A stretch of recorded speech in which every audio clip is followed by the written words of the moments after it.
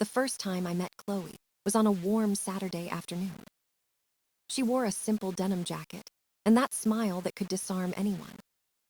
We met at a coffee shop downtown. Neutral ground, no expectations. She ordered an iced latte, 2 sugars, no cream. I remember because she stirred it exactly twice before sipping. Our conversation was easy, no awkward pauses, no forced questions. She talked about her job at a small design firm. She said she loved colors, patterns, and messy creative chaos. I told her about my work at a logistics company, numbers and structure. She teased me, saying I sounded like a robot. I laughed, and somehow it felt like I'd known her longer than an hour. When we said goodbye, she hugged me like she meant it. Not the half hug you give strangers, but the kind that lingers. That small moment stayed in my head the whole drive home. I texted her that night, just to say I had a great time. She replied within seconds, saying she did too. That quick reply told me everything I needed to know. She wanted this connection as much as I did. The next few days were a blur of messages and late-night calls. We joked about everything, from bad movies to terrible cooking skills. She told me she hated pumpkin spice, and I said that made her perfect. We planned our second date at a small taco place near the water. She stole my fries and laughed when I pretended to be mad. It was effortless, the way we clicked. By the 4th date, we were already finishing each other's sentences. She came over one night to watch a movie. Halfway through, she fell asleep with her head on my shoulder. It felt simple, safe, like nothing could go wrong. I remember thinking, maybe I don't need to keep looking. Maybe this is it. I deleted my dating apps the next morning, without hesitation. From then on, we spent most weekends together. Sometimes takeout and movies at my place. Sometimes brunch at her favorite spot, with too much avocado toast. Her roommates liked me, or at least pretended to. We started to fall into a rhythm, like we had our own little world. She always carried lip balm, one in every bag, one in my car too. She'd hum softly when scrolling through her phone. Those tiny habits became the soundtrack of my days. She'd tease me for drinking coffee too strong. I'd joke that she was addicted to oat milk. It was light, playful, the kind of relationship people envy. I told my mom about her over a Sunday call. My mom said she could hear happiness in my voice. Even my friends noticed I was different, calmer somehow. They said, man, she must be special. And she was, at least then. Every small thing about her felt real, felt right. We never said, I love you, but it felt close, almost there. If you asked me back then what I thought of Chloe, I'd say she was perfect. But perfection has a funny way of hiding the truth. I didn't see the cracks forming under the surface. Not yet. To me, we were solid, steady, untouchable. I thought love was supposed to feel easy, and with her, it did. Until the night everything changed. It started like any other Friday night. I wanted to do something different, something fun for both of us. I saw a flyer for a comedy show downtown and thought it'd be perfect. Chloe said she hadn't been to one in years and agreed right away. We grabbed burgers and fries at a small diner before the show. She joked about how I always eat the fries before touching the burger. We laughed, and it felt like just another easy night together. The theater was packed, lights dim, people buzzing with excitement. The first comedian made jokes about office life, nothing offensive. We both laughed. The second guy did impressions and was hilarious. Then came the third performer, older, rough around the edges. His entire act revolved around how women can't be trusted. The crowd laughed, but the tone made me uncomfortable. I looked at Chloe and saw her smile fade. She leaned close and whispered, "What's his problem?" I shrugged, saying, "It's just a show, not serious." She didn't respond, but her face tightened. The next 2 comics were lighthearted, but she stayed silent. Arms crossed, eyes fixed forward, no laughter, no expression. Halfway through, A guy joked about his ex cheating on him. The audience burst out laughing, but Chloe turned to me. Her eyes were cold. She said, "Let's go." I hesitated, then nodded, not wanting to argue in a crowded room. We left quietly, walking through the neon lights of downtown. The moment we got in the car, I knew something was wrong. She didn't speak at first, just stared out the window. Then she exploded. "So, you think that's funny? You think women getting trashed is entertainment?" I told her I wasn't laughing at that part. I said, "It's comedy, not a personal attack." She glared at me. "Yeah, that's what all men say. You're just like the rest." I froze. "What does that even mean?" I asked. She folded her arms tighter. "You're probably already texting other girls behind my back." I unlocked my phone, handed it to her while driving. "Go ahead, check everything," I said. She scrolled, silent for a few seconds. Then she muttered, "Just because I don't see it doesn't mean it's not happening." I felt my chest tighten. This wasn't about a joke anymore. This was something deeper, something broken inside her. When we stopped in front of her house, she unbuckled her seatbelt. Her voice was cold when she said, "We're done." I sat there, stunned, speechless. She slammed the door and disappeared into the house. The silence in the car was deafening. I just sat there for a while, replaying every word. I didn't understand how a fun night turned into a breakup. It didn't make sense, none of it did. I drove home in a daze, the city lights blurring past me. Part of me was angry, part of me was just numb. She ended everything over a stranger's jokes. Or maybe, I thought, she was looking for a reason to leave. Either way, I didn't chase her. I told myself she needed space, that maybe she'd calm down. But deep down, something told me this was final. That night was the end of whatever I thought we had. And I had no idea it was only the beginning of something far worse. The next morning felt strange. No messages from her, no missed calls, nothing. I half expected an apology, maybe an explanation. But silence filled every corner of my phone. So I did what people do after a breakup. I threw myself into work and routine. Days blurred into each other, meetings, spreadsheets, gym sessions. I told myself I was fine, that she wasn't worth the effort. At night, I'd play guitar again the way I used to before Chloe. It felt good, quiet, peaceful. My friends, Ryan and Chris, dragged me out on weekends. We grab food, watch basketball, play video games until late.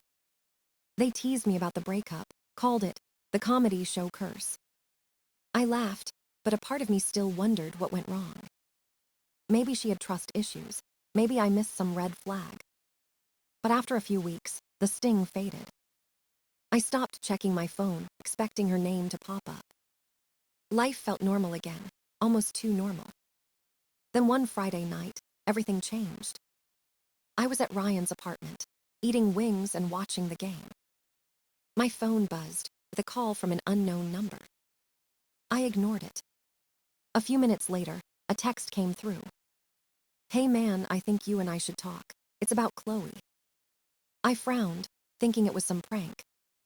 Ryan told me to call back, so I did. A calm voice answered, "Hey, this is Mark." Then he said something that froze me. "I'm Chloe's husband." For a moment, I thought I misheard him. "Her what?" I asked.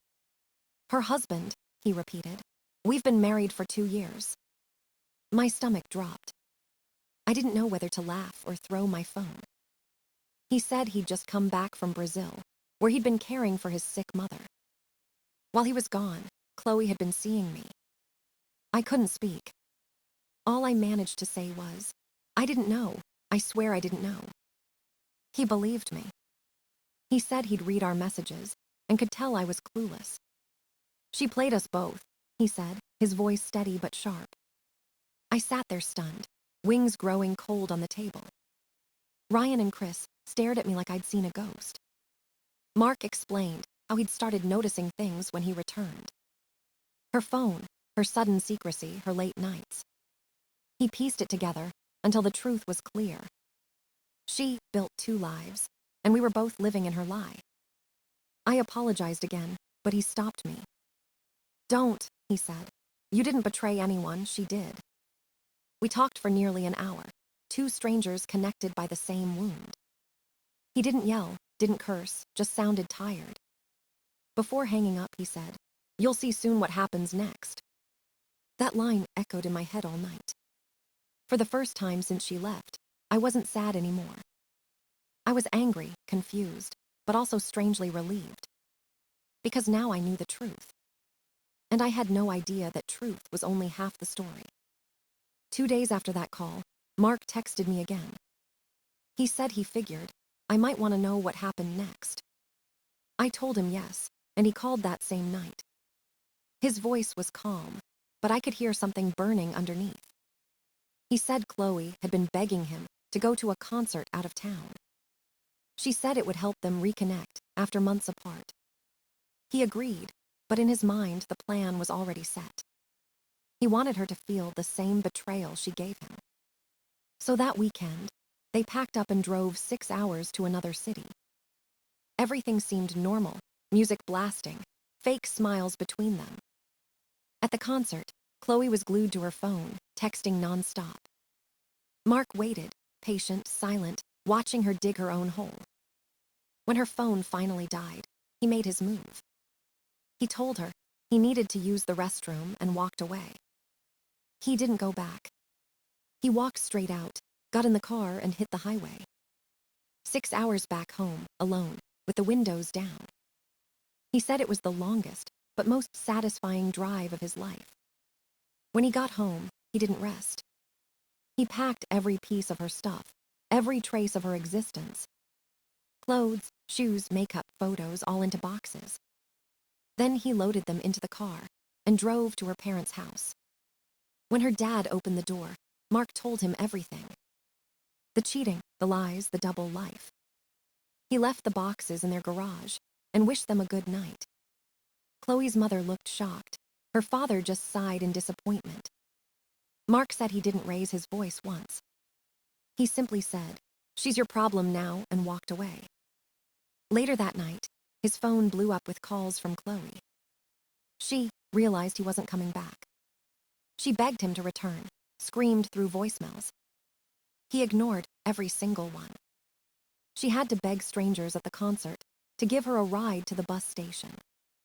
She came home hours later, exhausted and humiliated. When she reached her parents' house and saw her things, she lost it. Her parents didn't comfort her. They just told her to face the consequences of her choices. 2 days later, she showed up at Mark's house. She pounded on the door like a storm. He finally opened it, tired but calm. She stormed in, yelling, "You left me like garbage." He crossed his arms and said, "That's exactly how you made me feel." She called him insane, tried to twist the story again. "It wasn't serious," she said. "I was lonely." Mark laughed, cold and sharp. "Not serious. You lied every day for months."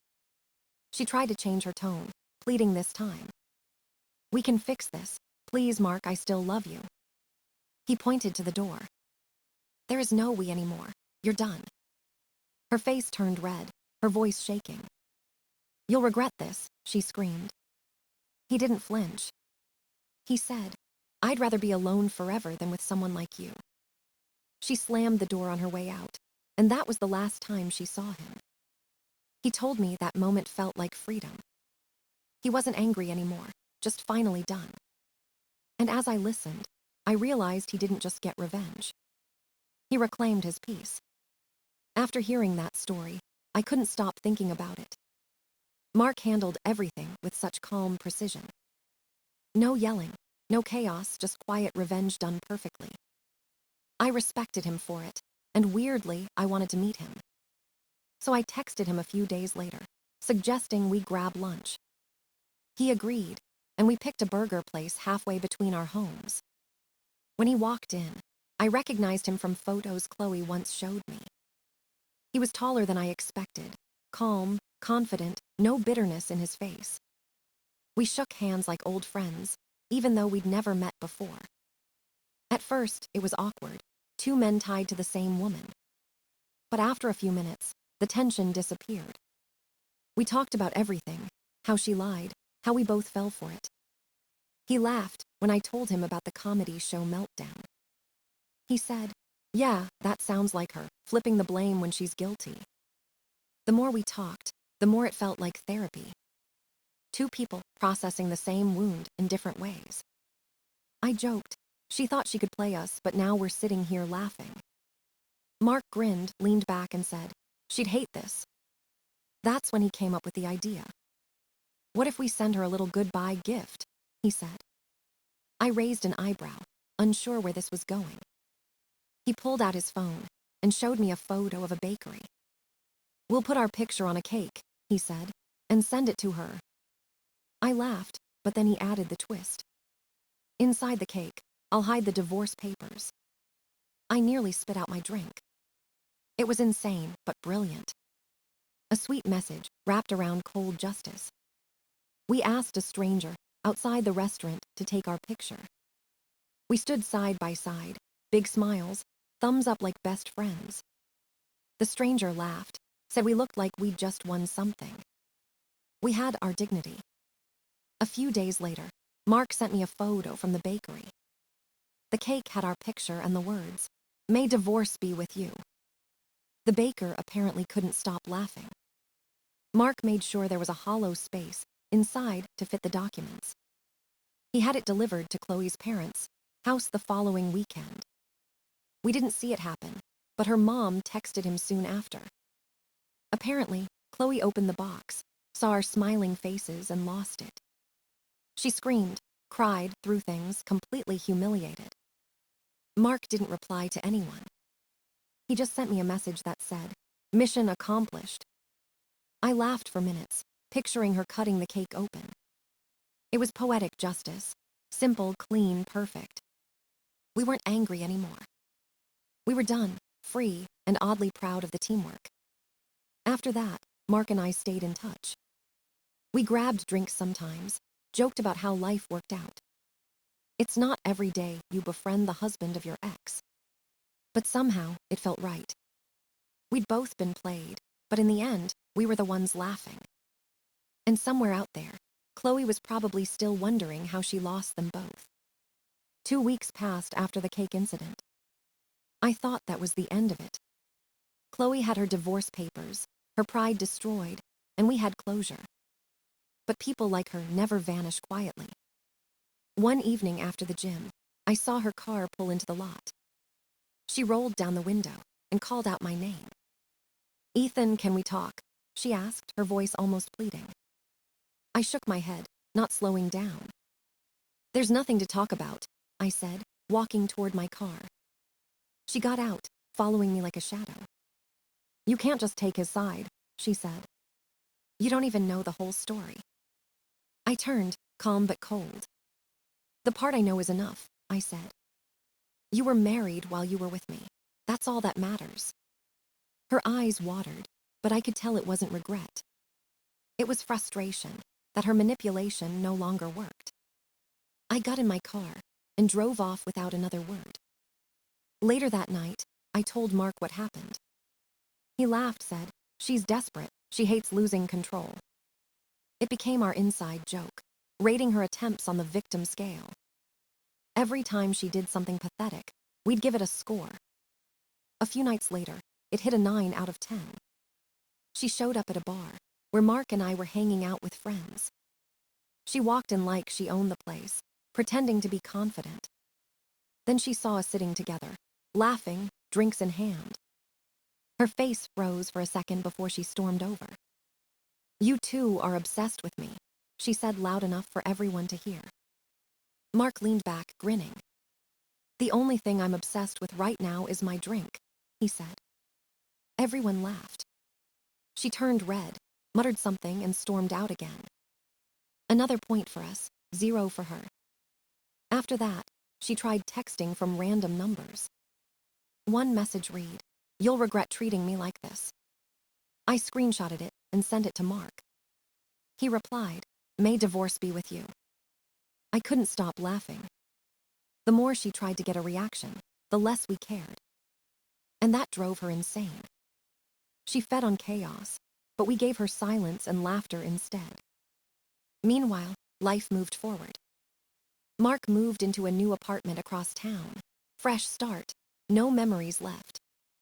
I helped him set up furniture, and we spent hours joking around. It felt like friendship born out of ashes. He told me he was finally happy, lighter than he'd been in years. I felt the same way. Work was steady, my hobbies were back, and peace had returned.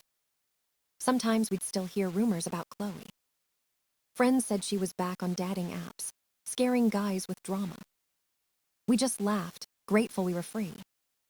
Her parents even called Mark again to apologize. He told them, "Don't worry, I'm doing great."